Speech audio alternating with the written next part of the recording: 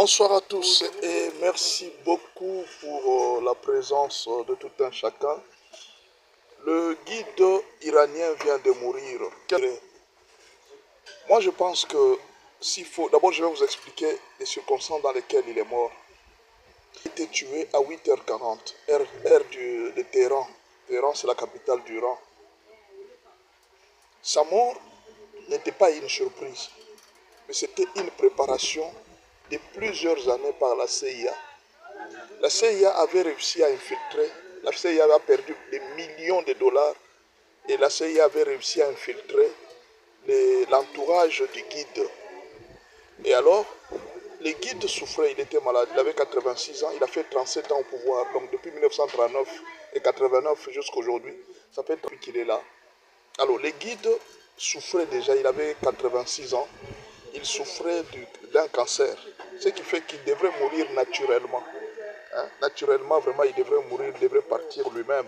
Il ne devrait pas, dans peu de temps, dans peu de jours, il devrait mourir. Mais il était en train de préparer sa succession. Il était en train de préparer sa succession. Ce qui fait que la CIA ne voulait pas qu'il organise la succession. C'était ça en fait le problème.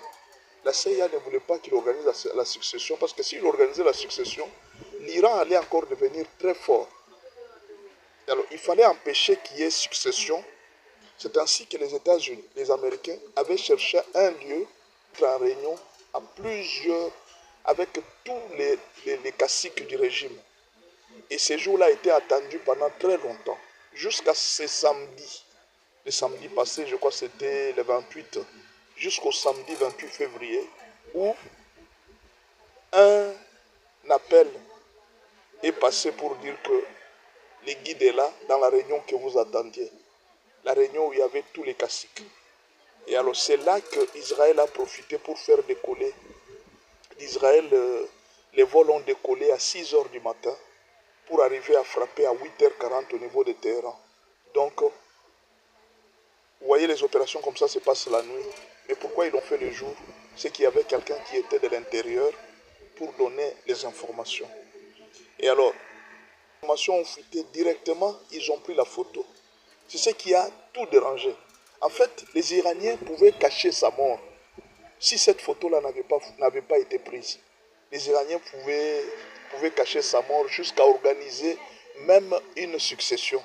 Ils allaient dire que non, le guide est en vie, non, ne vous en faites pas, il est en très bonne santé et tout ça. Mais quand la photo a fuité, cela a tout trahi et Donald Trump a proclamé sa mort. Cela a vraiment déstabilisé les Iraniens.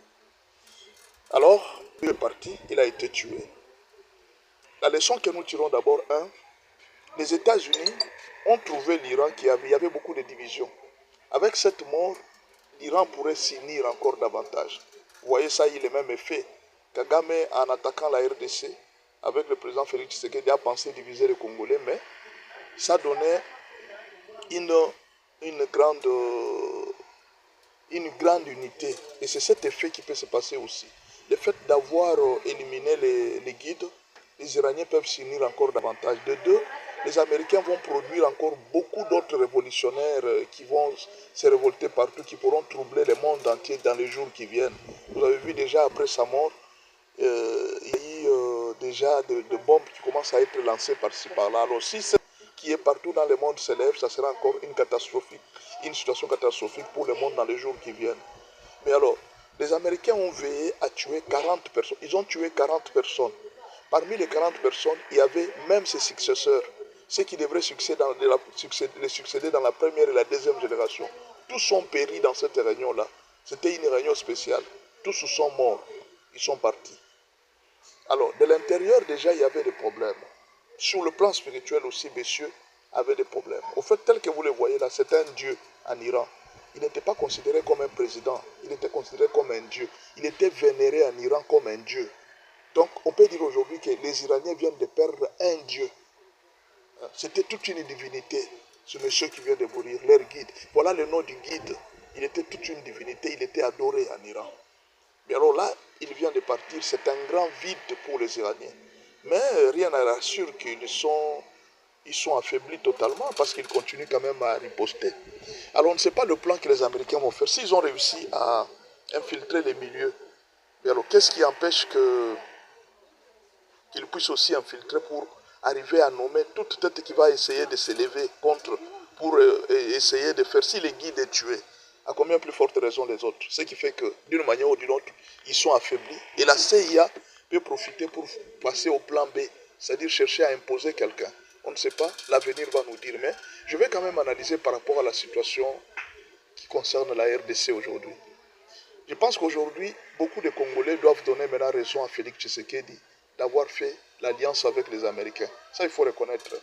Il faut reconnaître que nous tous là, si nous étions sincères, nous devrions demander pardon au président Félix Tshisekedi parce que nous l'avons condamné.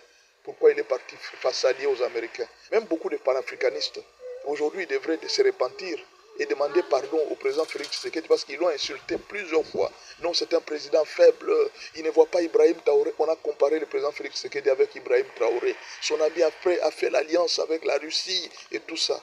Tous ces trois pays que je vais vous citer ici, ils étaient en alliance avec la Russie. Premier pays, la Syrie. Les Américains sont venus faire partir. Leur président, il est parti. La Russie n'a rien fait. Maduro, il était allié des Russes. Les Américains sont venus le prendre. La Russie n'a rien fait.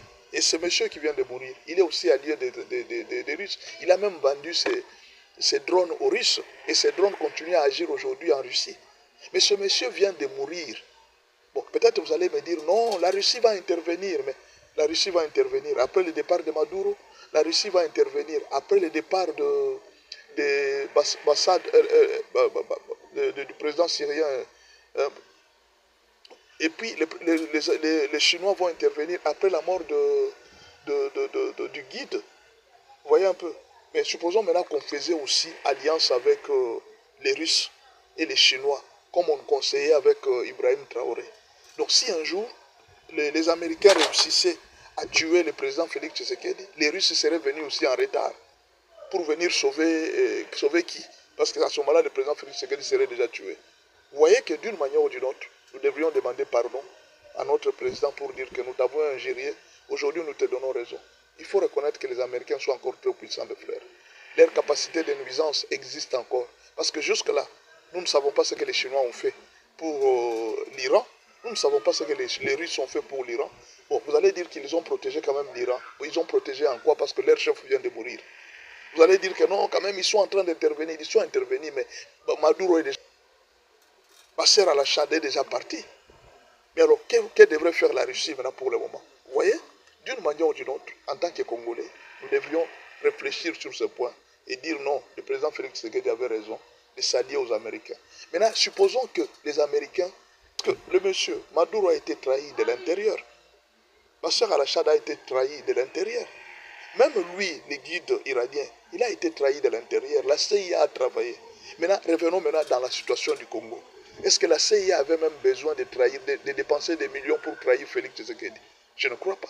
Parce qu'ici, avec des petits billets de 10 000 $, 15 000 $, parfois même des billets de 20 000 $, on est en train de corrompre les généraux pour qu'ils tuent le président. Vous pouvez vous imaginer? Des montants dérisoires là, on corrompt le gens pour qu'ils tuent le président. Vous êtes en train de suivre les... Maintenant, si la CIA seulement pouvait aujourd'hui venir au Congo, nous avons besoin de la tête de Félix Tshisekedi. Mais je pense que ça n'allait même pas prendre beaucoup de temps. Parce que si ces gens qui avaient une grande sécurité, qui étaient riches, ils ont de l'argent, dans leur entourage, il y a des gens qui trahissent des gens comme eux, ce sont des dieux. Ils ont un armement très sophistiqué et ils sont très puissants. Si ces gens sont trahis, à combien plus forte la RDC où l'armement, le développement est encore à un niveau très bas. Donc, pour sa protection, le président Félix Tshisekedi avait fait un très bon choix pour le moment de s'allier aux Américains. En tout cas, là, nous devrions aujourd'hui, même les panafricanistes africains, ils devraient aujourd'hui même se repentir devant Félix pour dire que non, non, président Félix, tu avais raison. On te donne maintenant raison. Parce qu'aujourd'hui, la puissance américaine de nuire, elle est toujours vivante. Et là, la Chine, je ne sais pas, vous allez dire que la Chine va intervenir. Bon, elle interviendra. Mais pendant ce temps, en attendant, l'Iran a déjà perdu un guide. En attendant, Maduro est déjà parti. En attendant, Bachar al-Assad est déjà parti. Ils reviendront. Il faut reconnaître que la Russie a aussi ses problèmes. La Chine a aussi ses problèmes. Soyons sages.